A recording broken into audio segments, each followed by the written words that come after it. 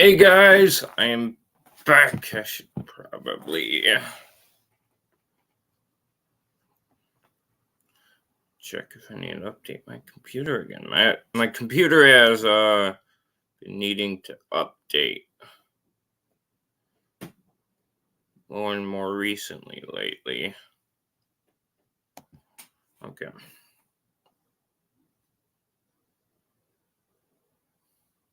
Okay. Fuck. Okay. I fixed that. I don't know what that was. But we're back. We're better than ever. Kinda. I don't know.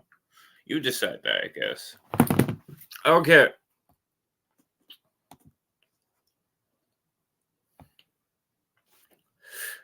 Here we go. Battery gets damaged in a collision. This is what happens when an electric vehicle's lithium-ion battery gets damaged in a collision. That's scary. I've seen more of his videos. I've seen other videos of. Also, I've seen videos of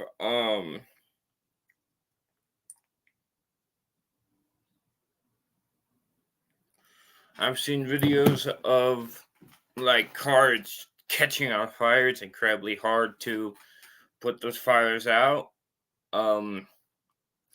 Especially like normal gas cars, they take air from outside and mix it with gasoline. But with an electric car, you have all the fuel, so they're a lot more powerful. And this is scary.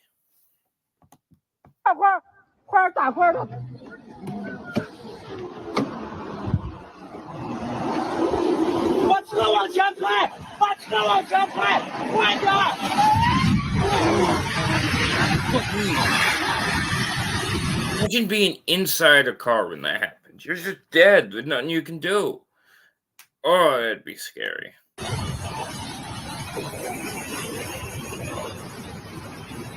Oh, I have a headache today for some fucking reason, too. The risk of a fiery explosive death is higher than any EV owner would like to acknowledge, especially Chinese EV owners, with scores of fires and explosions happening daily in China. This man simply wanted to drive his car when it suddenly alerted him to a fault and started catching fire. Thank goodness it alerted him in time.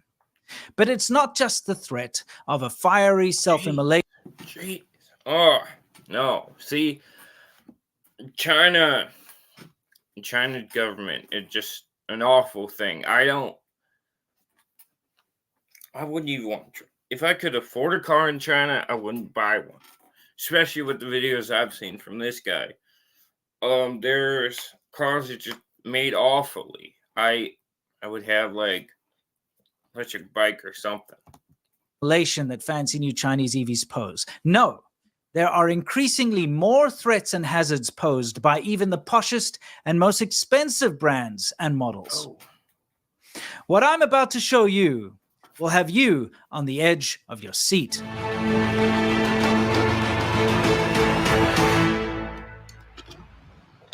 One of the things you can expect with new fancy EVs are lots of high-tech features. Things like self-driving, self-parking. Unfortunately, this is what happened when a Chinese man used the self-parking feature on his fancy new EV. See, the car got confused, and instead of parking, it drove directly into moving traffic. Jeez. Like, what? For one, why do you walk away from the car? Why don't you pay attention to what the car does? At least for a little bit. I mean, yes, it is fault on the manufacturer, but at least pay attention to a little bit of what your car is doing,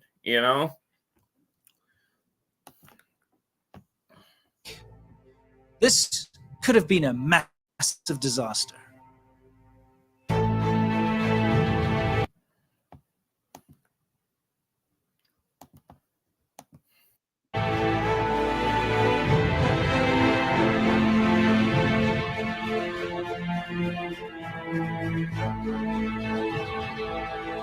Okay. Give me a second.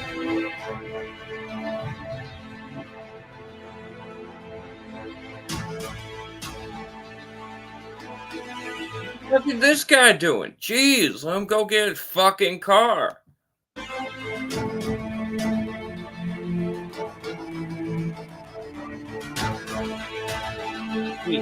I wouldn't want to use it at that point. This high-tech and brand new Chinese EV suddenly lost control and accelerated at full speed without warning.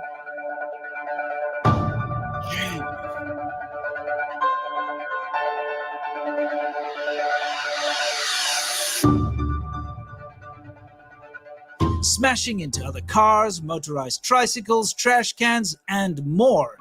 I'd be like, fuck no, I'm not driving a car anymore, you know?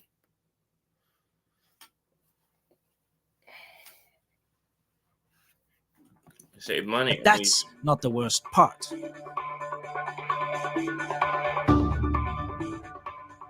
If you look at the car, the airbags didn't deploy. This is more common than you think. I've previously reported on airbags failing to deploy on brand new and even flagship Chinese. We're gonna react to more videos of this from this guy in the future. EVs in the past. Why is it that these failures happen? Surely ancient technology like airbags that have been tried and tested in cars since the 70s shouldn't be difficult for Chinese manufacturers to copy and implement? In the event of a frontal collision, this is what would happen. 100 times faster than we see here, in the blink of an eye. If you think about it, you've spent more time with your wallet than just about anyone or anything. I mean, wallets are an everyday thing. They go on romantic dates with you. They go on holidays to the beach, overseas. I mean, if your wallet could talk, you'd probably want to put a gag order on it. Here's my wallet. It's got a little wear, or as I prefer to say, character, but it works like the day I got it. It's high-tech with a built-in RFID blocker. The cards fan out with the push of a button. I absolutely love it. So how can it get better? Well, Exter, being the innovative company that it is, keeps surprising me. You know, sometimes you need coins, and that's the Achilles heel of one of these Exter wallets. So they've now invented a coin holder, which for some reason feels very cool and tactical.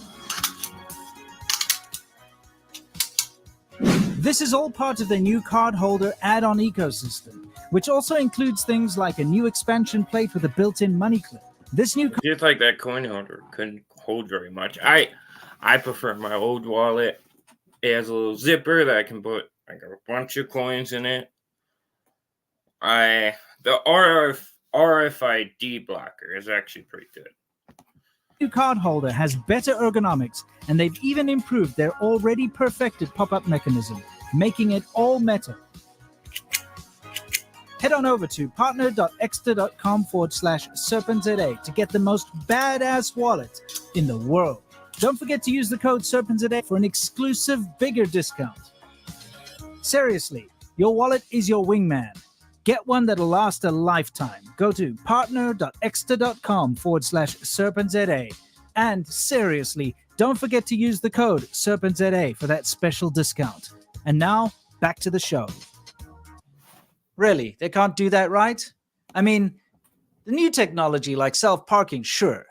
It's still a fairly new thing.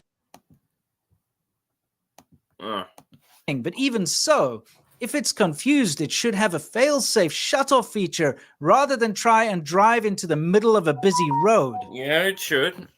Why is it that Chinese EVs are failing these very basic safety features? And why are there so many EV-related fires and accidents in China? So much so that places are banning EVs from underground parking lots all over China.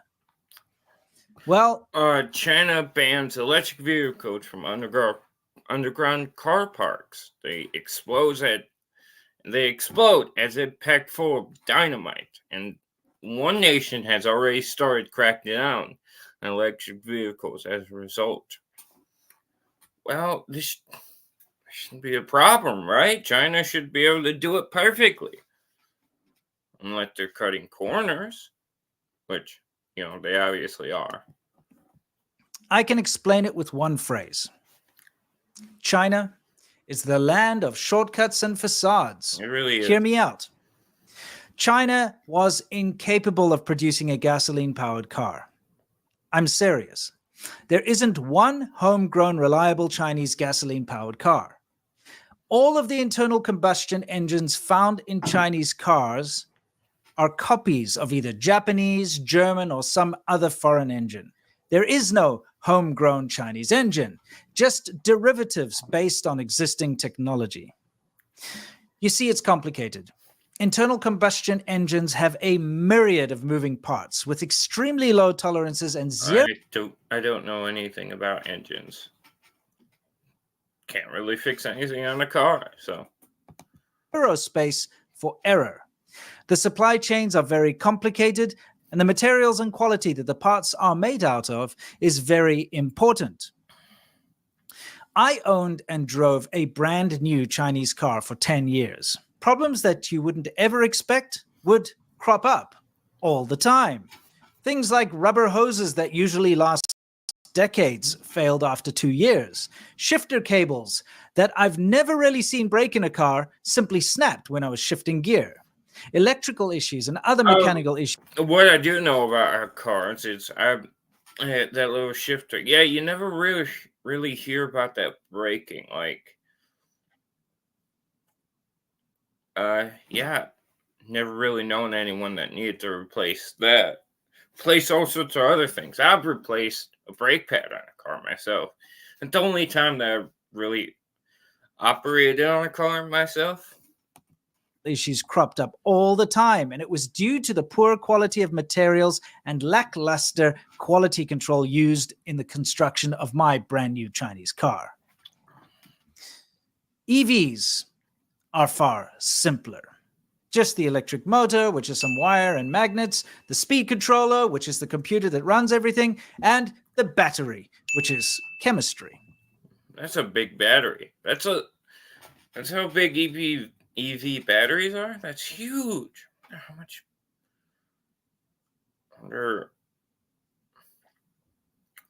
Jeez.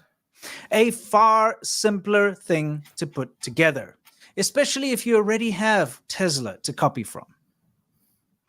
The problem is that the shortcuts that caused China's internal combustion cars to fail and fall apart also cause issues with China's EVs. It's the lackluster quality control. I'd say, again, fuck no to cars. Especially if I saw one blow up right in front of me for no apparent reason that I could tell. I'd be like, nope, get down my car. Sell this car, get it the fuck away from me. Shortcuts when it comes to the quality of components. This is something that China simply can't seem to shake, and it affects every single industry. Somewhere down the supply chain, someone substitutes quality for rubbish so that they can profit more. Wait a fucking second. Someone substitutes quality. Is that guy using a newspaper for a welding shield? Talk about substituting quality. Jeez.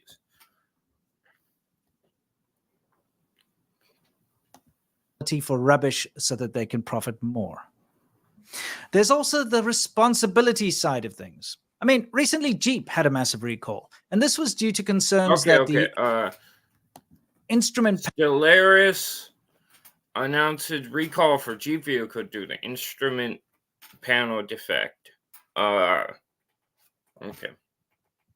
Panel in some Gladiator and Wrangler models could short out and fail. We've seen this happen a lot over the years in the automotive industry. I mean, I remember when Toyota, some sort of Toyota car was recalled. It didn't really happen that often, at least from what I can remember. When a quality control issue is identified, the manufacturers initiate recalls and fix or replace the problem. This is because of high standards, intense scrutiny, and the possibility of legal action and repercussions. Yeah, there's a really big incentive to make things correctly. Manufacturers, however, enjoy a bit of a gray area. The Chinese government is pushing hard for China to dominate the world when it comes to EVs, and so doesn't want bad press to escape the confines of the controlled media ecosystem of China. Then I don't know why you wouldn't make them properly. Maybe they just don't care enough and they want as many EVs out there as possible. And they just media blackout, I guess. If there were massive recalls due to deadly issues, it would perhaps throw off international investors or slow down and even put the brakes on overseas countries allowing Chinese EVs to be sold on their shores. While in theory the regulations do exist, we simply don't see many serious recalls on the mainland. I'll give you an example. A recall notice for Chinese EVs sold in Australia was issued in December of 2023. Okay. Electric vehicle from China recalled in Australia due to drivers facing a risk of serious injury or death by an electrician. I don't know why that was so hard to say. Less than a year ago. And this was because there was a problem that could kill the owner. Mm-hmm. Turns out that if you unplug the charging cable without manually first stopping the charging process, you could die. Well, This is I don't know why wouldn't you have a sale? a very simple and basic safety feature that all EVs have baked in. Most EVs won't allow you to unplug the charger whilst charging, and those that do will immediately cut off the charge. How could such a simple yet deadly mistake make it all the way to Australian shores? Why was this problem not identified in China? Why was a recall only initiated once it was being sold in a foreign market? Simple. Foreign markets have higher standards, and there are more legal repercussions. China is not a free country. And if you almost die due to your car bursting into flames or giving you a shock or the airbags not deploying, it'll be quietly settled. If you try to make a big thing out of it, you'll be taken care of. Remember, Chinese EV companies enjoy government protection and support. The CCP wants the EV sector to succeed and dominate the world, and won't put up with someone making too much noise, potentially scaring off investors. That's the unfortunate thing about China. You're not free in China. I wouldn't want to live in China. I don't know why anyone outside of the nationalists that want to live in China. And foreign markets. There are many lies and loopholes surrounding the Chinese EV industry. It's probably really hard to move out of China, too. Those for another day. I hope you've learned something. And until next time, unlike the Chinese EVs that fail at even the most basic of safety features, stay awesome. Okay, yeah. Subscribe to me and subscribe to Sir. I'm gonna try and pronounce the name. So it's serpentza. Serpentza. Probably. Well, he used to live in China for like 14 years, I believe, until he couldn't take the corruption anymore and he moved out. We'll go over that video, but it might be something in Chinese. Okay, subscribe to me and subscribe to him.